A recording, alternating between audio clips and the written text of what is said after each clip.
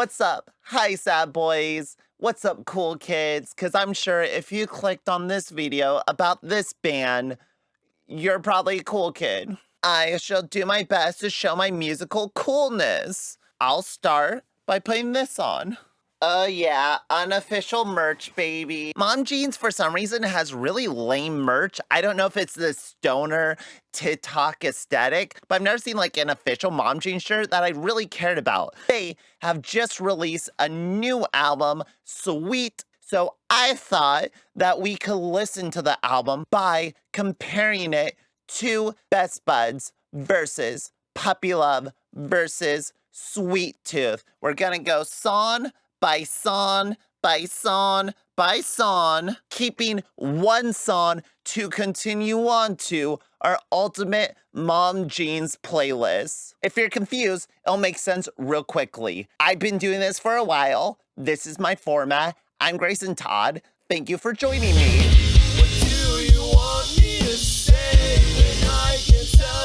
And our first Mom Jeans offering is probably the one everybody knows. It's the one that plays on every fucking playlist. And I think that's because it is extremely accessible. You have that very clean guitar riff that lets you know they are a rock band, a musical band, not one that's playing beats or electronic instruments. They're playing real, honest to God guitars. They keep the emotional integrity and the sounds of that Midwestern DIY emo scene to provide you some of the whiniest, without being obnoxious, vulnerable music that I think you could hear.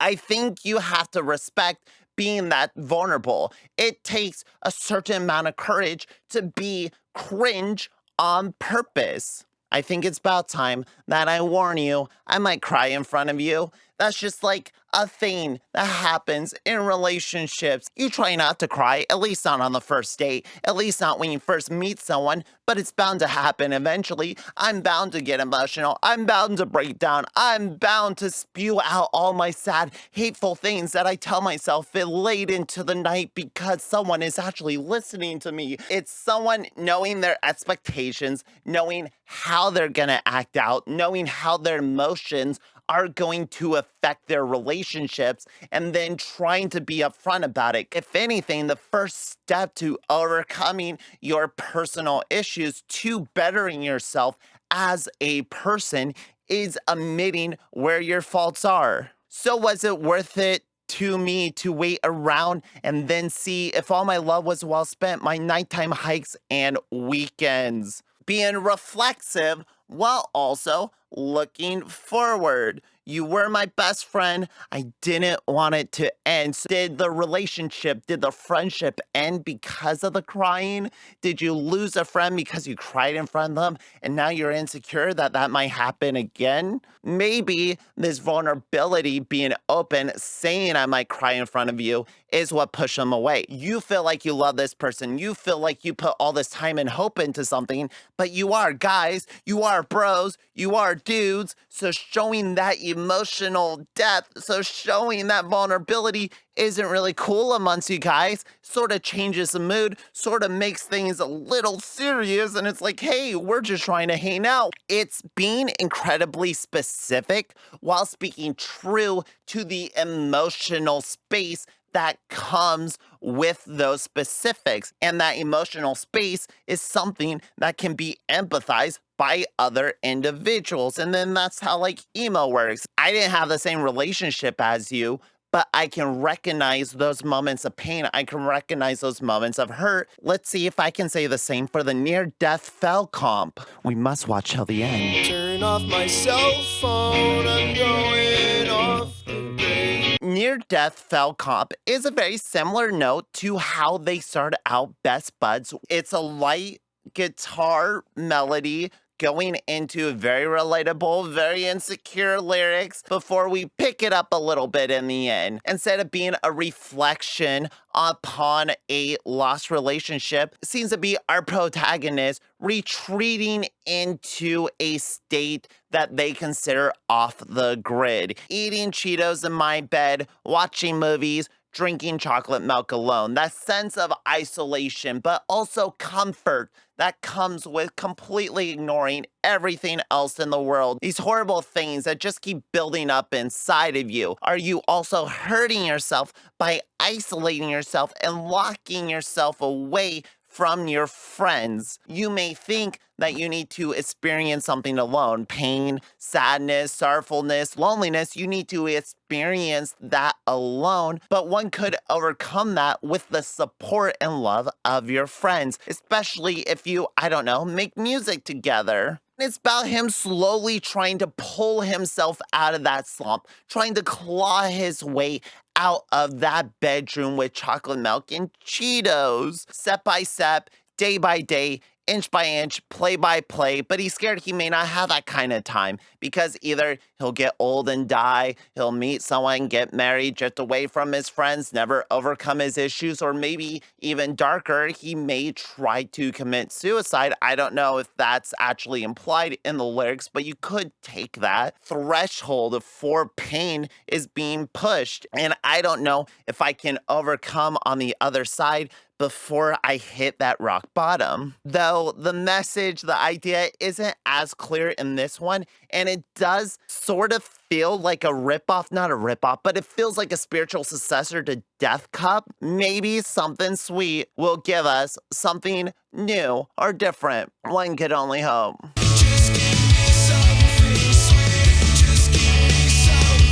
Interesting. It is a much different tone and note than the other two albums started on, but it's not one I think I enjoy. It feels like the most traditional radio pop song. I can't help but feel like there's a little something missing from something sweet. The production is very competent. I like what they're doing with the melody, not in favor of how they compress his vocals in the beginning. I get that's supposed to open up into the album, but it's just not really what I want to hear when we start off. I want that vulnerability in his voice, and I feel the more you sweeten it, the more you smooth out his voice, the more you take away that vulnerability. I just feel that this very first song is leaving me wanting something more. Also think there's a reason Death Cup is the one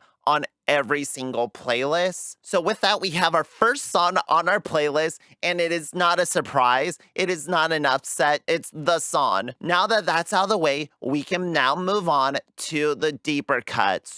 Getting kinda tired of all the empty picture frames. This album is just like purely crafted within itself. Sure, the songs feel like demos. Sure, there's not really a flow, a connected theming between everything, but there is an emotional core to the songs that I find resonates throughout them. Plus, I've also had it 6 years to sit on this record, and honestly, it is aged very well with time. Just thick bass line playing throughout the song, but it's not so distracting or too dancey to not be the same genre or to not be mom jeans. I like the concept of the song from a lyrical standpoint. I'm getting kind of tired of the empty picture frames. Still feels like I'm not quite moved in yet. That transitionary period where you don't really feel like you belong in your own house because you're not fully unpacked, you haven't decorated it. Maybe it's an apartment where it feels even less like yours because there's only so much you can do for it. And it's that like uncomfortability about not staying in one place for too long, not really establishing your roots. Someone could assume that the picture frames themselves would contain pictures of him and a girl or a friend that he would want to be with. The issue though becomes that he is not the best partner. I like that he can admit it, that he's being honest with how he acts in relationships. I don't get too far before I waver off. Take as much as I can before I get caught. He gets caught not being emotionally honest. He dumps his emotions, releases the energy that he's had pent up, and then when it comes time to probably reciprocate on behalf of the other person, now he wants to find a new person to complain about this relationship about, or a new person to unleash his emotional feelings on, someone who hasn't heard them before, and someone who hasn't grown accustomed to how he does this, to how he acts. I also love how they structure the song. Like, all the lyrics are just kind of mishmashed on here in one solid bar because they don't really have choruses or verses. At least they didn't at this point. So the song itself creates these moments, and they choose within the music to emphasize certain parts. Just where some lines happen to fall on really emphasizes them more than the other. I don't get too far before I waver off. The music drops out, the bass is just there, his voice sounds the most vulnerable. Ultimately, it comes back down to himself. That was sort of echoed in Near Death Felt Comp. I'm scared I won't get that chance to be the person you need me to be. He's constantly being paranoid and neurotic over the eventual death, that great big sleep that will take all of us, hopefully sooner than later, goddamn. Well, I hate your fucking face. Wait. Emo as a whole, it's all about this emotional honesty. It's about taking the saddest, darkest, most disgusting parts of ourselves, our own human nature, and then displaying it in a song form in order to be relatable, therapeutic, sometimes bragging, and other times just to get someone to relate to you. Because if I have an issue, then you probably felt the same thing at some point in your life. And then together we can support one another and make sure that no one ever feels alone ever again. That seems to have drawn this almost sad cosplay from a lot of bands. It feels like a lot of emo bands, the bands that do happen to reach the popular culture or sort of grab onto these emo themes, tend to miss the point. They tend to miss the core. It becomes about references, like we don't play Nintendo anymore. But when you're not really saying anything about that experience, just that it happened, then it tends to feel surface level for me. Very much similar to what I was talking about when it came to Machine Gun Kelly's emo girl. He's just talking about the aesthetics of being emo. It never feels like it's coming from a genuine look inside himself. It never looks like he's actually being introspective about the world or his emotions. I can't help but on Puppy Love get that feeling of a band that is trying to imitate the emotional vulnerability of Mom Jeans without really having it in themselves. They're sort of commenting on the things because they feel like they must comment on the things or else they're not being the band that they had previously sold themselves to be. When we come to the Sponsor Me tape, a song that has a very bombastic intro, a very big build-up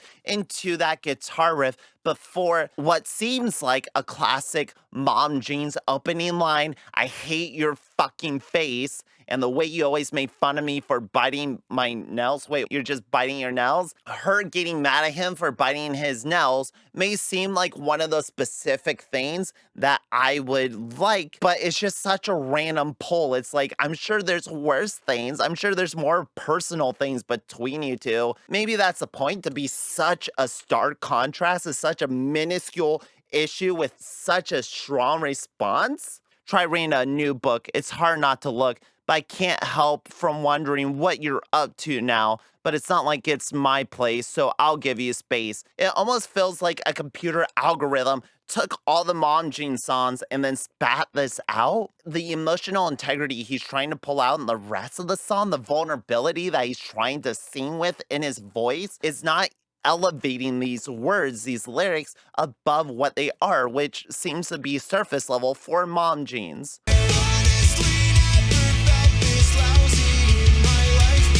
What's Up? What's Up is a song that they have a music video for, and I'm aware of it. Already, it's much, much better than Something Sweet. This is the classic Mom Jeans that I want. I want those thick tom drums coming in, a catchy melody without him fucking crying over it, but still being vulnerable. Moments of that pure, vulnerable cringe that gets me juiced. Give me a jam that's gonna rip my heart out. That's all I ask for. You've got a lot on your plate this week. A lot of promises you couldn't keep, and that's just fine. Maybe you were too busy to see me. That's okay. I'm just trying not to lose my shit this time, avoiding everything and saying I'm fine, we're out of sync. So maybe you had an expectation to see her. She was too busy, because as we saw, he doesn't get too far before he wavers off. Is he out of sync with himself? Is this a song to himself? Or is this a song where he is looking at himself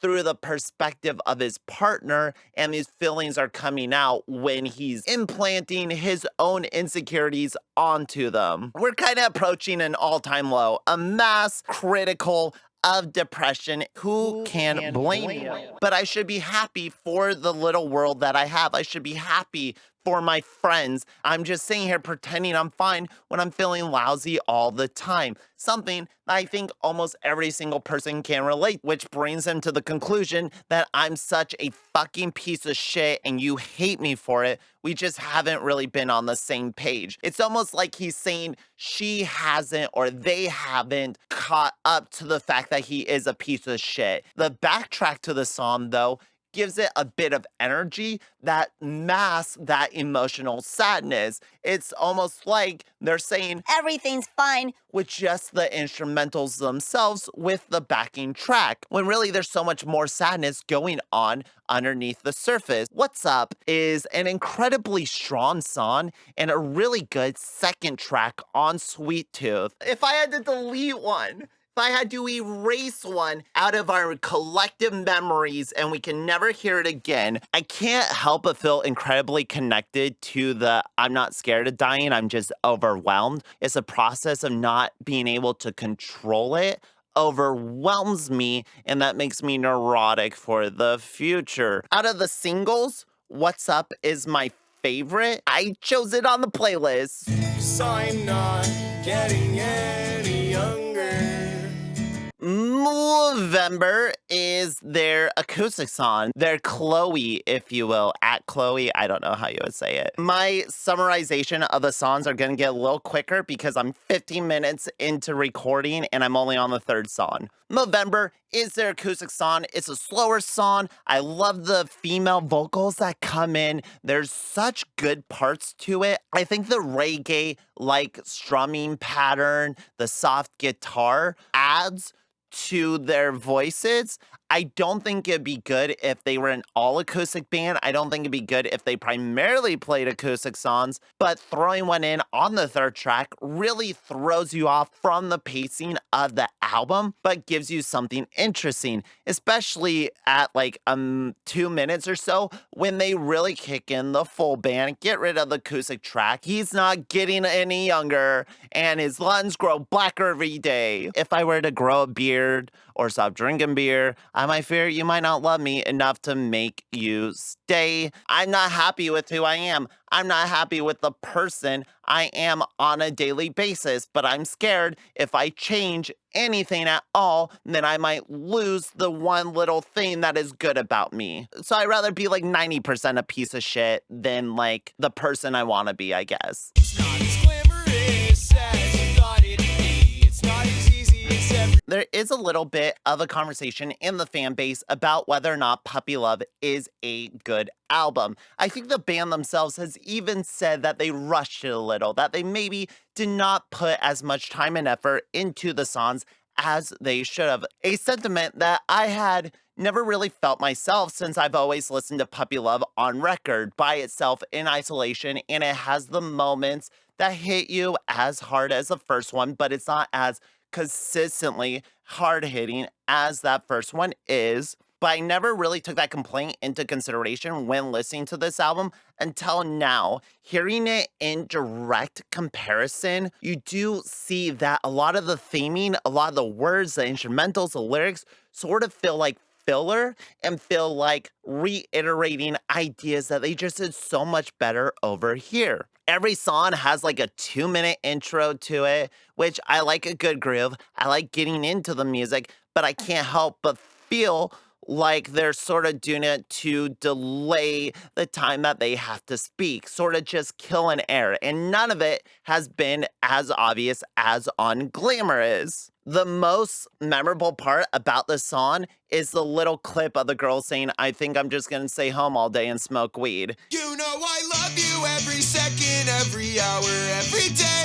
If you're This one sort of feels like a Joyce Manor song in that it's punkier, it's a little faster, and the instrumentals are full the whole time. It has a chorus, verse, chorus, but they're so short that you're on to the next one before you get bored or annoyed by it. I don't think there's really anything more going on here except for what is said. You know I love you every second, every hour, every day. If you're feeling insecure, I know exactly what to say. Yes, I do. It seems to me, just off of first reading, he's singing how like he's a hippo in the water just waiting for something, I guess, for like what happens to hippos? What do hippos do in the water? He knows what to say. He knows what to do to be a companion for this person, almost like it's a dialogue tree, and he can see like the paragon answer and the renegade answer, and he's choosing the good one every time because no one wants to end up alone. I'm gonna assume that all romantic relationships are between him and a woman. I think he's straight. I could be wrong.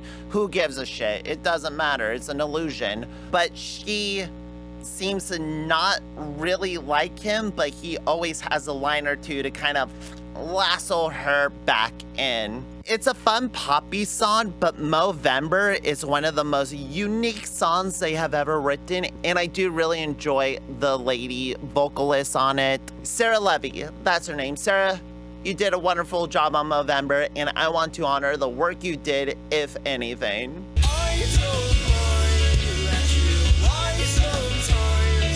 It's this song. I've always thought this song was about he wants to smell like cigarettes because it reminds him of them, but I also feel like this song could be towards cigarettes themselves. Now I'm addicted to cigarettes. At first I didn't let myself in hell. Smoke got through and so did you, and now every burn hole smells like home. Cigarettes are absolutely repulsive if you're not a smoker. The smell of nicotine and tobacco is just like your first time you ever smoke a cigarette. Maybe you're a young kid, maybe you're a little too young. You don't want to inhale, maybe you gag, maybe it doesn't feel right, but the smoke got through and so did you, meaning the nicotine, and now every burn hole smells like home. Now that smell triggers the addictive senses in his brain and he needs it. I don't mind that you lie sometimes. He's talking about either the tobacco companies or the lie that this is something cool, this is something good that you need to do. Is that the lie, that you're addicted and you need it? And he's like, well, I'm a piece of shit too, Camel, so let's do this, buddy. Of course, it could still be about a relationship. It could be about him wanting the scent of smoke just so he can be around this person because he is addicted to them like nicotine. Either way, I think the imagery of cigarettes, I think the concept of the song, that they follow it through all the way till the end,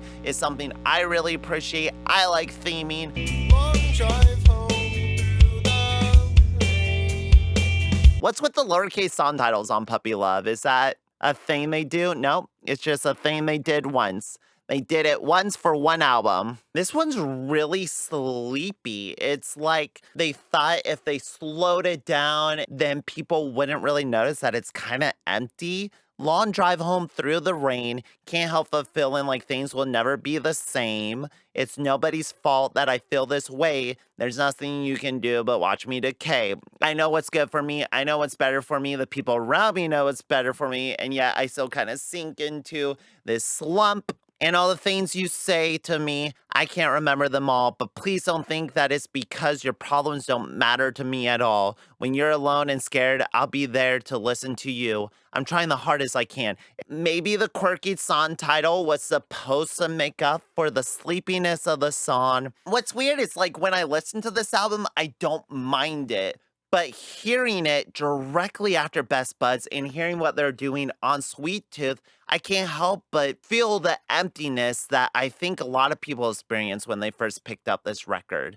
How you almost have to force yourself to listen to it to get to the moments that you do enjoy on it. Fewer and far between they may be. I miss you so goddamn much, it aches. I try to be. I think getting the boys from Just Friends to come in for Sweet Tooth was probably the best decision they have made. There is a energy on a production level that is completely unfounded on their first two albums. There's a cleanliness to it. They've always been rough around the edges, very similar to the From Bottom's first couple albums. When I like how the instruments sound, I like when it drops out to "You say nothing's wrong, I think it's all in my head. If love makes you rich, then I'd rather be broke instead." White trash millionaire. So someone being like a millionaire within nothing. The song doesn't really hold up to that concept. I almost feel like White Trash Millionaire might be more of an appropriate song title for Edward 40 Hands. I like the stop for the "I promise I'm gonna give it my best shot" before going into the horn section, that goddamn horn section. But the rest of this song, not really sticking out. The melody's good.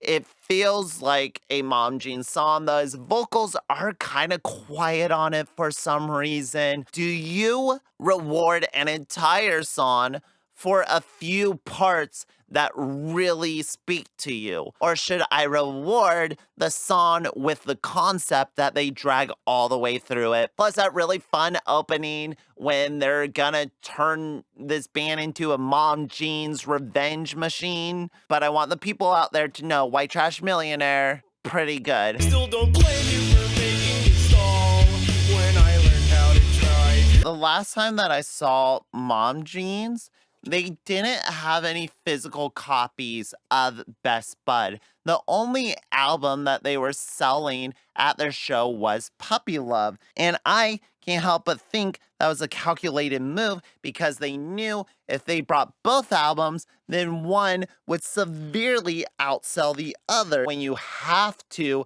sell your new album, because this was the album they were touring on, then it makes sense to me that they would only stock it with this one. It's almost like from the marketing themselves, they knew that Puppy Love wasn't gonna be the epic follow-up to Best Buds that they thought it would. And Sobs Quietly is no exception to that. Why can't you still make a decision? Because I'm getting better at crying without making any noise. All I want is your voice in my head and your hair in my bed. Please tell me why I'm so afraid of dying alone, so scared and so stoned. So we're hitting this existential dread of death again, something that I think just hits you when you're like your mid-20s. That's sort of when you realize I'm not young anymore. You look at high schoolers, you look at 18-year-olds, and you're like, what the? You're children. I'm old as over here. I'm an adult, and I feel that constantly on YouTube. I like the swing, almost the prom night slow dance type guitar riff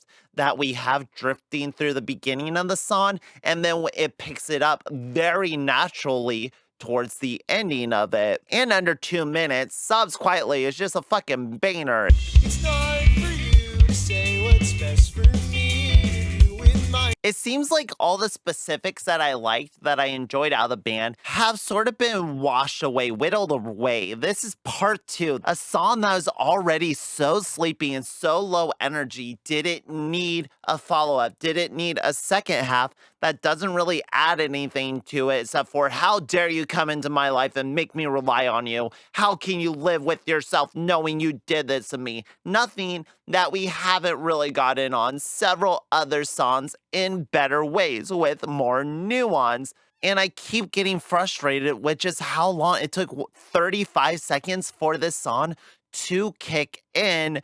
I'm getting bored. This is really boring me. I seem to remember side B being the stronger side. So hopefully Puppy Love can turn around and get a song on our playlist, because part 2 is definitely not going to be it. It's like a circus, and I'm the biggest clown.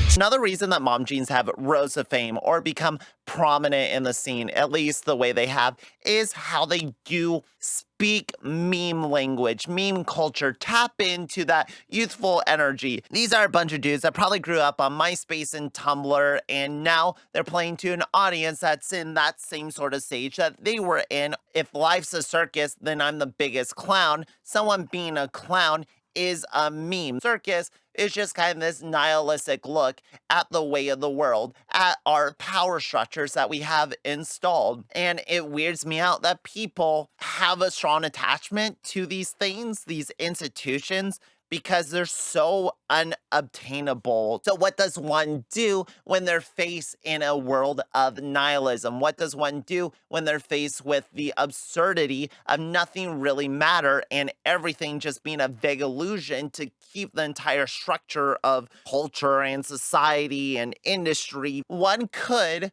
either rage against it or embrace the clowndom. And mom jeans seem to have fully embrace themselves. He's settling down, so he's saying he's a clown for believing in love. He's a clown for being in the institution of love, very much like what I was saying with the institution of our government, that one can't help but feel like it is futile and dumb to believe in grander ideas. The best thing this song has going for it is the backing track. It has this really cool 1990s doing the 70s vibe that really speaks to me and makes me nostalgic for that summer Warped Tour era that I feel like I grew up in. Circus Clown is another extremely strong offering off of Sweet Tooth. We have so many off of Best Buds, and I really like Sobs Quietly, but I think Circus Clown has a groove to it that is rarely found in mom jean songs.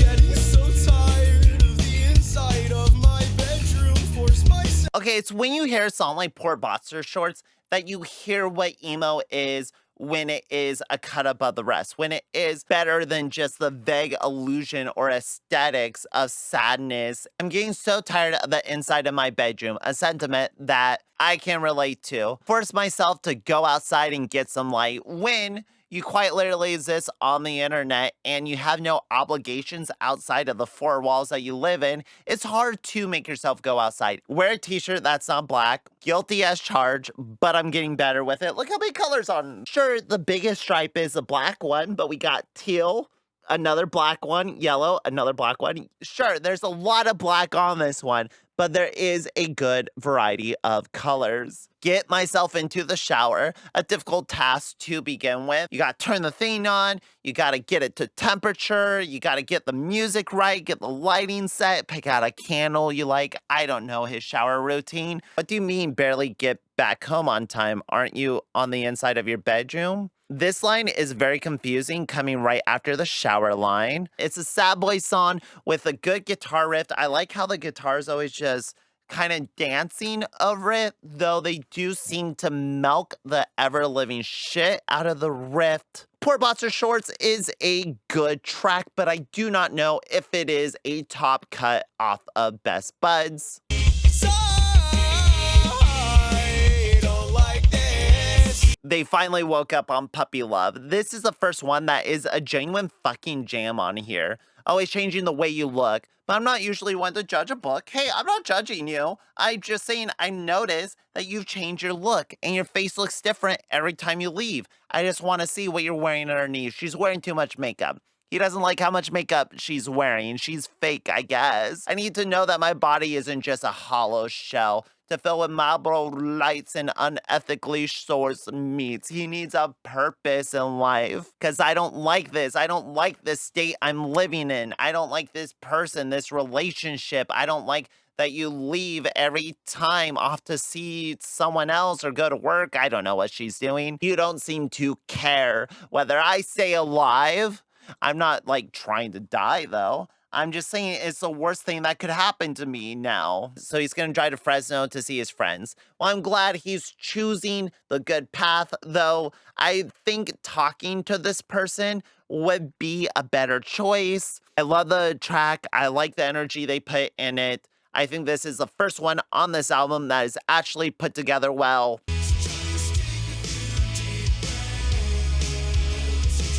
They seem to really have softened a lot of their edges on this album. You're losing a lot of imperfections in his voice when he would try to strain it to get that emotion to resonate, and it almost feels like they're trying to be a competent band. Like the promise in the beginning of Edward 40 Hands. Are you guys gonna play on time? Are you guys gonna tune your guitars and actually try this time? Feels like this is the effort that they should have put into Puppy Love, but just didn't feel like they need to, or felt like they would lose something if they went this big and optimistic. But the rush of energy, the sugar rush of energy, is pleasing to the ears. The clapping in this is good. I think the production is nice on it. It's just not grabbing me like other Mom Jeans songs, which is kind of the trade-off. When you have such a specific way of singing, such a specific way of playing, it could come as off-putting to some listeners.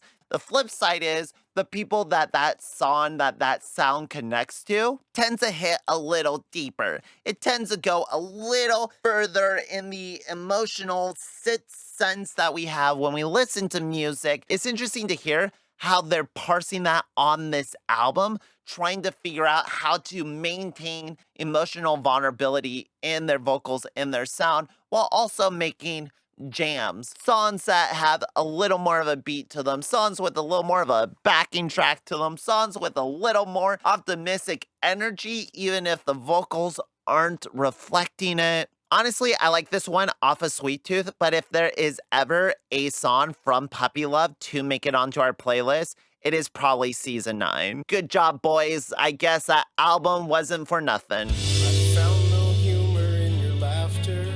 It stole my breath. I guess when I find Mom Jeans at their least interesting is when it is this very low energy sort of droning. I found no humor in your laughter. It stole my breath and took real effort to get out of my head, out of my lungs. Remy's voice, I would say, is actually the first kind of dull one off of Best Buds. Everything kind of stands by itself. Really, this one escapes my memory as soon as it's over. And that concludes my commentary on it. I told you, we're gonna be picking things up in this back half. I can't make you do anything that you don't want. I can only assume that is Sarah Levy on this track, once again, lending her vocal talents. Such a powerful, strong voice, contrasted with his weak, sad boy voice. This continues the energy from Season 9 and gives me the energy from Mom Jeans that I've been wanting this entire time. I like the back and forth. It is catchy, memorable, the guitaring's fun in it. But who knows, maybe Graduating Life will come in and blow both of them out of the fucking water. Where did you go? These songs don't work on me. These like very slow, acoustic-y, just you are my shining light, hate it when we fight, sulk to the bus stop, ruin my new socks. I don't know if it's adding any imagery that Mom Jeans hasn't painted for us before. I don't know if making it acoustic gives it any more emotion to it, but it doesn't work on me. I'd rather have the energetic song with the beautiful lady vocals personally. Puppy Love is now tied with Sweet Tooth. Who could have saw that coming? Like I'm wasting my time away on things that still don't matter. Another song that takes forever to kick in. Is that because they're like a jam band? It's like a stoner jam thing. This song doesn't really mean anything to me until we get the, I know it seems like I'm wasting my time away on things that don't matter. I don't care who can shock them faster. Just a glimpse of maturity that is rarely seen from these guys. It's a sleepy vibe song, and if you've learned anything about me thus far, it's that I don't enjoy those. Time to get some help from someone who's not. Jon Bon Jovi continues on Puppy's Love, greatest comeback of the year, with another energetic offering, though that first line is kind of sleepy. I think there's a lot of interesting lines in the song that does add and paint a portrait of our protagonist. I can't help from feeling like I'm tired of being slowed down by all the shit I put inside myself. It's time to get some help. So we're acknowledging that we have issues. We're acknowledging that we maybe do things that are deconstructive to our well-being, emotionally, physically, and mentally, and we are willing to take the steps to correct that. So I guess we'll see in a few years if all the work we did held strong. Because that's what relationships are. They are work. You socialize yourself with a person so intensely, you grind out all your faults. They tell you you're an asshole. You tell them that they bitch too much, and then you grind it out. So we'll see in a few years when we meet back up together, when I see you again, if all that work that we did in a relationship, if it meant anything, or if I'm still the same shitty person. If I can ever just move out of my dad's house, then I will finally be alone. Something that he doesn't seem to always want, to be alone. He feels lonely, he isolates himself, and he's never truly alone because he's not even in his own space. There's still something deep inside of him that desires that loneliness. So when we get this is exactly what I told myself I didn't want, and we have those horns just blaring behind it, there's a sense of power behind it, and a sense of like we're moving on a sidewalk and we can't get off, stop, or turn around. You just kind of have to flow with it.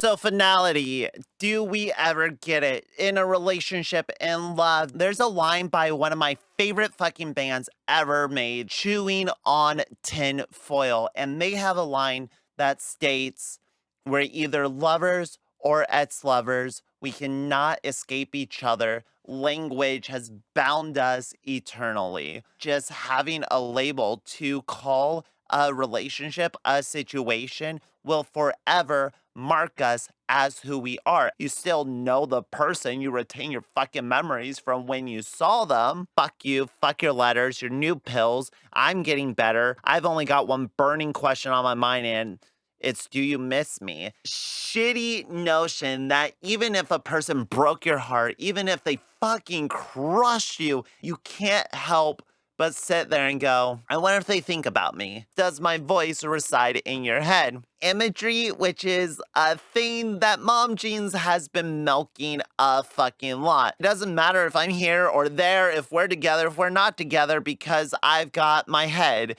and your voice is in it, or my voice is in your head, or I see you in my dreams. We get this breakdown, almost this spoken word breakdown towards the end of the song. Let's see if we can parse it out real quick. I'm not really sure if you've noticed, but the last 14 to 18 months, so it's been over a year, I've been stuck inside a constant turmoil, ultimately manifesting itself in the catastrophic breakdown that occurred between you and me. I feel like there is a little bit of flowery language in here just to prop it up, make it seem a little smarter than it is. I think the exterior of this band is that they are kind of dumb stoner kids who sing about dumb stoner stuff, but they are adults. They're smart individuals. They wouldn't be as proficient as their instruments or as good of touring and promoting themselves if they weren't smart individuals. But I feel like the language here is specifically trying to show that off. I've been stuck inside of a constant turmoil, ultimately manifesting itself in catastrophic breakdown that occurred between me and you. I've been stuck inside turmoil. I've been angry,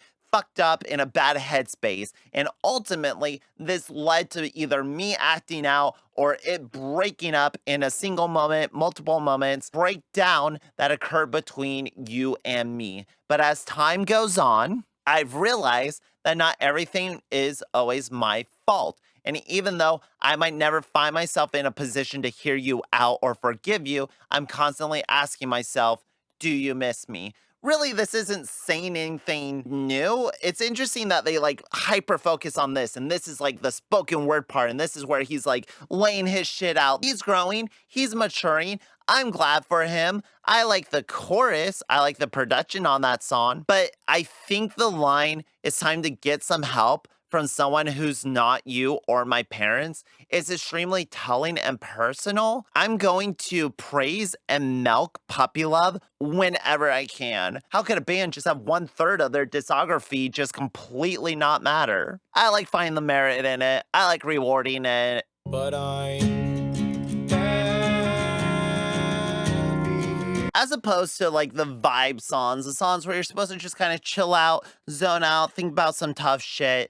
This one feels like a true purging of emotions. The way the horns come in, the way it spells the I sleep well alone now at the end feels like an emotional drainage out of you. The acoustics here are working for me so much better than their other acoustic offerings. It's a powerful combination to go from something so low key and low energy to something so explosive, to bring that brass in to this really shitty, sad songs about I can't figure out where the hell I went wrong. I never thought I'd see the day where we wouldn't get along. Why our parents fight so much? Is this to a sibling? And I've given up on luck, but I'm happy here. Like, I'm happy at home. Even though it's a broken place and it didn't give me the best childhood, I'm still happy in the place I grew up and the connections that I made because it's a part of me. Feels just like I ate too much again, like I'm a stupid piece. So this is a song for his friend Bart. Bart, a controversial figure in the Mom Jeans lineup, someone that I guess could have been a bully at some point. There's a story behind it. There's a better YouTube video that'll go over it than I will. But that doesn't matter when it comes to their relationship to one another. I think Bart's the bass player. I don't know, I just listened to them. And this is a love song to him. If I work real hard, maybe I'll make you see through my words and my actions exactly how much you mean to me. And then the entire band goes, "Aw, like that's sweet. Like you too, you fucking sweethearts." At the beginning of it does sort of feel like the things, like the emo things. This is like what you would expect from a shitty TikTok band. I feel like I eat too much, like I'm a stupid piece of shit that doesn't have any friends. Just unnecessarily, brutally hateful on yourself. What do we call that? Just being unnecessarily self-deprecating on oneself. The only two things I can talk to are my PlayStation and my dog. Tried eating vegan, but I'm a fraud. Don't know why I'm surprised. It's not odd. But none of this matters because he has a friend. This is a case of puppy love, and I'm just glad it's here because if I don't stare too long, it might not ever disappear. Ultimately, this is why I think Mom Jeans is a good band, because there's love amongst them, because they're doing it out of the genuine purity of music playing, even though it may not render the best results, even though they may not have the sheer creative talent to withhold an entire LP. I still think the genuine joy they have for playing music together, something that is extremely apparent when you see them live, is infectious and makes you remember why you want to play in bands in the first place. They should have made this an EP. I think that was their mistake. They made this a full LP when really they only had like a handful of songs that were really good.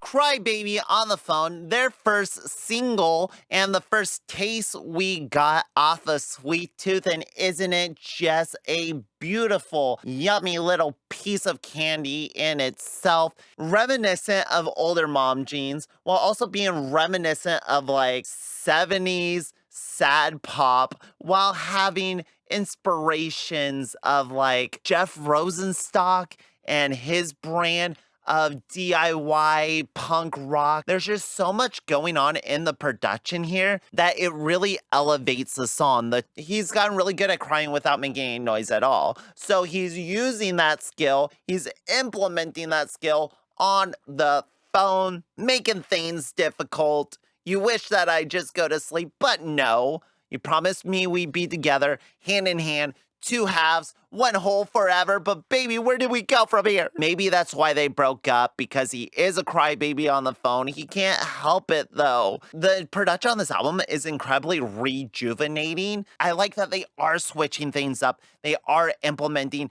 different sounds and styles on this album, pulling from different influences. I think that really helps having the Just Friends guys there, whoever they have to produce that album. It's doing them a lot of favors to elevate their very simplistic sound. You think it's gonna be a slow, softer, acoustic Mom Jeans song. Maybe it'll pick up by the 3rd minute of it, but that is quickly diverted when we go into the why. It's a big, trembling chorus like why from the gallows, and then we hit it back into the melody, this time fuller with the full band. Send a text, throw my phone across the room. I'm all alone. I promise you I wouldn't cry, but voicemail doesn't show my eyes. Ooh-wee, that is some good emo shit. So while Pickle Bart is a touching song about friendship, Crybaby on the Phone is just one of the best singles and the best crafted songs that they have made ever. I don't know. Ever, probably, ever again. So we are currently 9 songs into our playlist, which means we only have 1 more song on Best Buds and 1 more song on Puppy Love. Unfortunately, Sweet Tooth, they decided to go the extra mile and add 3 fucking songs on top of the 10 that have been standard on their previous 2 albums. We're gonna listen to the last song, we're gonna judge it, put it on the playlist, and then these final 3 will also make it onto the playlist. We'll just listen to them separately, and I'll give my thoughts on them separately. It'll be like our little postscript. It was going to be a foregone conclusion that Sweet Tooth would probably be the most represented just because there's the most songs on it. But that does not mean Best Buds or Puppy Love cannot wiggle their way onto the playlist one last time. I'm not too busy, I'm just still dizzy. What a sleepy note to end your fucking debut record on. Holy shit. I appreciate in their acoustic songs that they get to the lyrics much, much quicker. Though I find this to be the weaker of them. Not because there's no horns and not because it doesn't open up into a bigger song. It's just very low energy, and I don't think I ever listened to it. I don't know. Don't remember it. Being there is hard when things eventually fall apart. Okay, so it's hard not to accuse them of plagiarizing themselves. Or this album opens up with Near Death Comp. Death Comp sounds a little similar to Death Cup. I can't help but feel that this is pod racing is sort of just vibing off of Vape Nation. Like we ended the first record with a soft acoustic song, so why don't we end this one with an acoustic song? 2 ways to end a record. You can either go big, loud, bombastic, a culmination of all the energy you've been exuding throughout your record. You are a little more of a vibe band, then maybe a slower acoustic song, something touching to leave the kiddies on when they leave the show is a little more impactful. For me, I prefer the former than the latter. I like to end on a big note, burn out, not fade away. So I'm glad that Sarah came back to sing on one last song. I would love to hear her just do a Mom Jeans record, but I don't think she's an official member of the band. So let's hit anime, the anime theme song. Just tell me what the fuck you're thinking. This hasn't been my favorite off of Sweet Tooth, though I do really appreciate the light synth that they throw in it. It gives it just a different texture than we've been hearing on this album. Keeps it light and poppy throughout it. The chorus kind of loses me a little bit when the acoustic guitar comes in, goes into their slow down draw. It didn't really pick itself back up in the 1, 2, 3, 4 to really make the slowdown worth it. At the risk of robbing one last song from Best Buds and Puppy Love, I think anime theme song just has a joyful quality to it that I'd rather listen to than 2 soft, sad, a little dull acoustic songs. At the end of our 10 songs, this is a playlist, 3 songs from Best Buds, 3 songs from Puppy Love, and 4 songs from Sweet Tooth. What does that tell us? What does that say? Mom Jeans, they're batting about 3 good songs per album. Is that what I'm saying? I don't think that's what I'm saying. I'm surprised at how much of Sweet Tooth did make it on here over Best Buds. That's a good sign when you're putting out a new record, that the new record can instantly be a little more enjoyable in some aspects than the record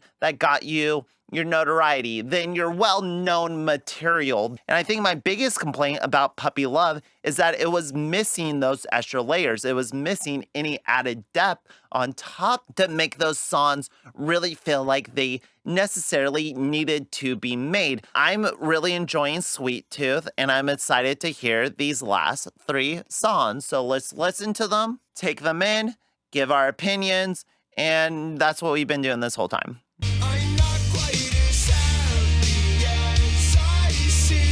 Is there a single Mom Jeans song where he doesn't say the word alone, lonely, by myself, or has some sort of reference to you're in my head, you're in my dreams, I'm in your head, am I in your dreams, are you thinking about me? I know they have their themes. I know they keep hitting similar territory.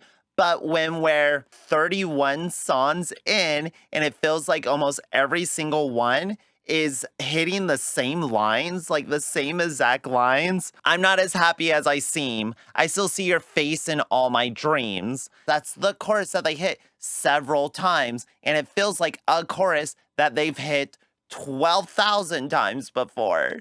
Fundamentally, I just think it's kind of funny that they can't seem to write out of this box of being alone, being lonely, being isolated, missing your hometown, missing a person or not missing the person, hating them and loving them, but loving them and hating them. And it's like, I guess that's relationships. I guess that's life. I just want a couple more ways of putting it than I still see your face in my dreams. Like earlier in the song where he says fist bumps, no handshakes, turn ashes to snowflakes, red curbs and french fries, a mattress that is us-sized. Us size is a cute thing, like a mattress that's big enough for the 2 of us instead of twin size or queen size. So that was Tie-Dye Acid Trip. It sort of felt like an acid trip. It was a little mellower. There's effects on it that give it kind of a 70s vibe to it that I appreciated. I spent the last 10 minutes inside my car.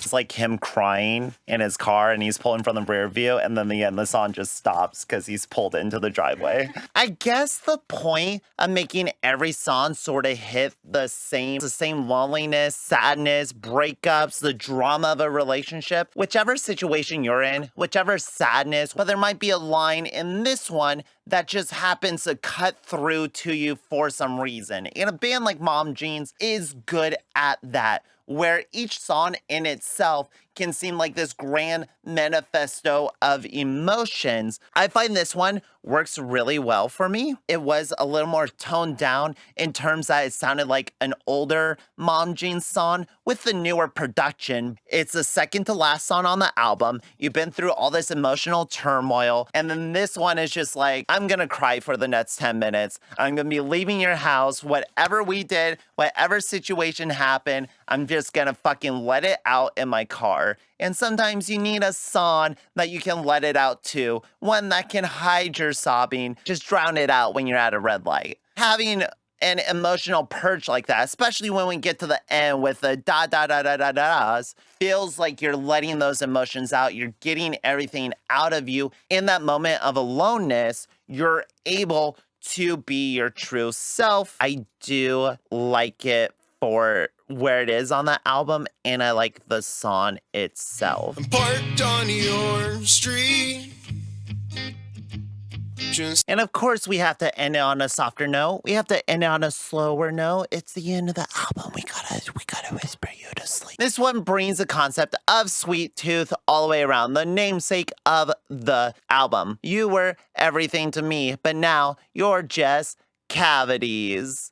Well, how do you have cavities if there's no teeth? The difficult thing about trying to judge an album as you're listening to it is you're looking for talking points. You're looking for faults. You're looking for things you enjoy, things you didn't like. You have to come up with a fully formed, realized opinion on something that you're taking in as you're reading it, as you're listening to it, as you're thinking about it, trying to remember the things you want to say when the song's over. All this to say is when it comes to new albums, new material, a lot of these songs that I didn't choose may end up to come back and be my favorites later. And we can see that even though a lot of their theming is still the same, a lot of their song structure is still the same, a lot of the sentimentalities have carried over from their prior albums, Sweet Tooth overall is just a production improvement, an album in which they are pushing themselves to be competent musicians, but also write fully thought out and fledged out pop songs. The thing about Best Buds, Puppy Love, and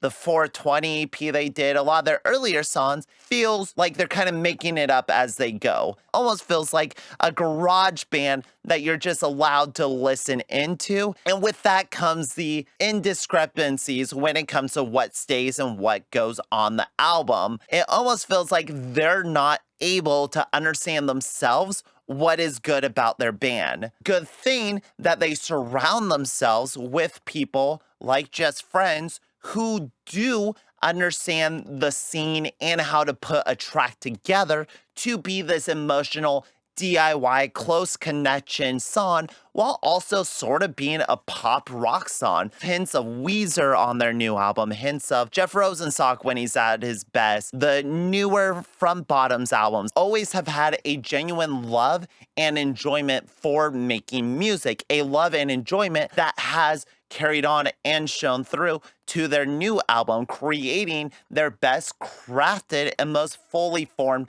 music to date. Now, do they lose a little bit of the charm in the process? Do they lose a little bit of that kinetic energy that comes with a messy production, that comes with imperfections in your vocal style? Are they losing a little bit of that in that translation to this smoother, cleaner sound? In that sense, I think Sweet Tooth has done something very similar to In Sickness and Flames, gives you just enough to make you think of Mom Jeans, to let you know that it is Mom Jeans while providing a new experience from the band. I wish it didn't hit on some of the things as much, as often, as quickly and relentlessly as they do. I wish there were a few more layers to the band. But when it comes to just buddy, friend, hangout, stoner rock, these guys have not only improved themselves, but really given a case why they deserve